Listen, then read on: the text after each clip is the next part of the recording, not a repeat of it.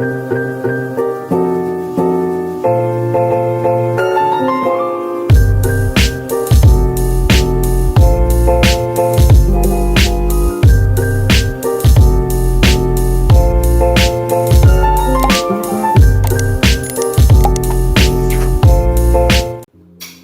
back to QJ's YouTube channel. So for today's video, I'm going to show you on how I clean my nails and also how I apply nail polish. So let's start. So to clean our nails, we need to prepare the things that we need. So kailangan natin ng cuticle remover. We also need pusher, the nail brush, nail file, and we also have the nipper. Usually hindi naman ako gumagamit nito kasi nakakatakot siya. And don't forget the nail cutter. We also have here mga nail polish. Okay, so mamaya sustain na lang dyan. And also yung cloth na basahan natin. So yun yung ilalagay natin dyan. Okay guys, so let's start na. Since meron dito nail polish na naiwan sa akin kuko, kailangan ko muna siyang tanggalin before anything else. So I'm going to use the nail polish remover. Okay, so kuha tayo ng cotton. Open na siya. Tayo ng cotton para ma-remove natin yung nail polish. So let's remove.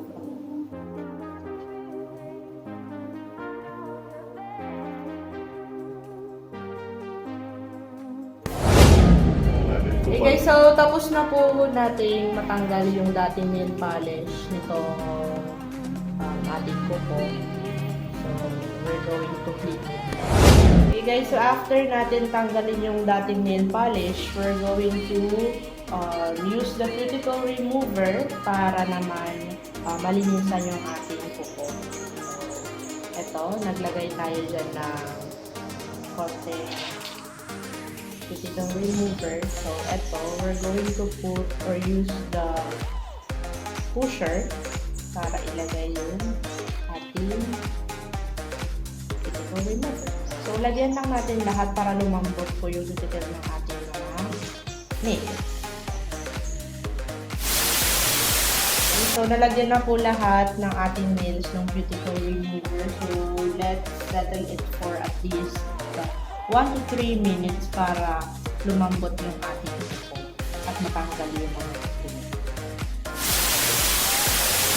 After 1 to 3 minutes, let's start. We can straight lang dahan-dahan yung ating nails para matanggal yung mga kuko. So, ganun din po yung gagawin natin sa iba pang mga kuko. So, dahan-dahan lang. Yung iba, if gusto nyo pong gumamit ng nipper, you can also use nipper after ma-brush natin. So, meron tayong basahan or cloth sa ilalim para dun mismo pupunta yung dun after we brush. If hindi pa kayo kontento, if hindi pa malinis yung kuko, you can still put this cuticle remover and then split lang.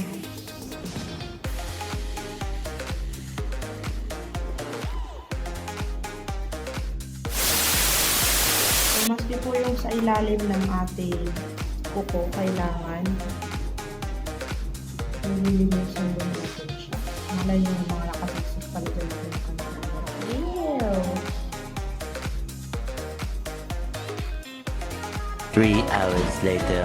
Can you move it along? I'm all out of time cards. So, after 48 years po, natapos na rin ako sa wakas maglinis ng aking kuko.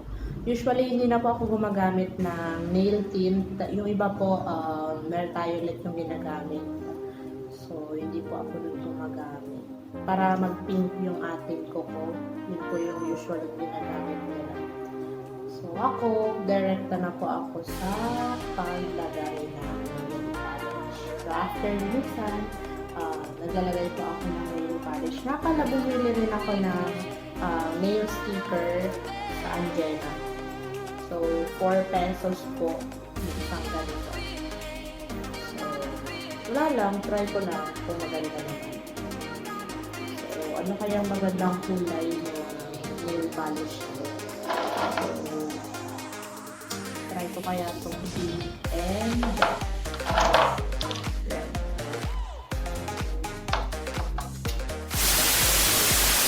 Okay, first coat muna tayo. First coat na nail polish sa kuko.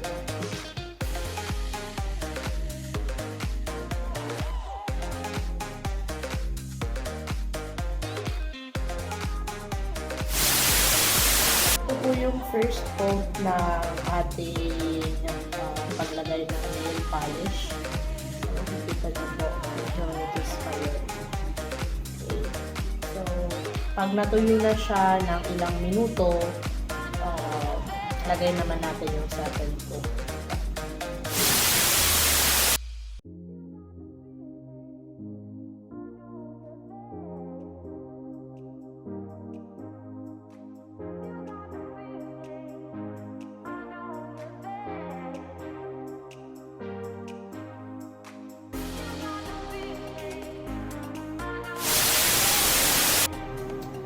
Okay guys, so tapos na po ako sa second coat ng nail polish. Pinapatuyo ko lang siya.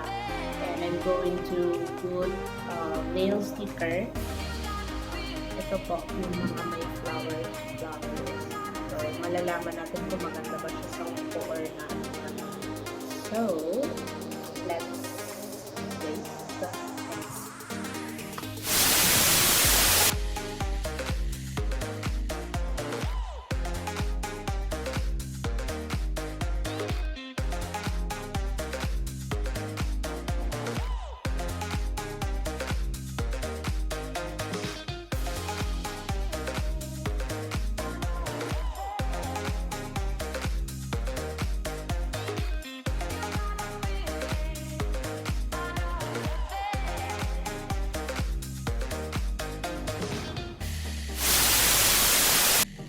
This is after I put the stickers on my nails. So, kayo na po ang mag-judge kung ano yung pagbabago. Okay, after this, I'll put the colorless nail polish para hindi siya matanggal agad. Or para yung stickers hindi matanggal agad. So, this is for the final touch.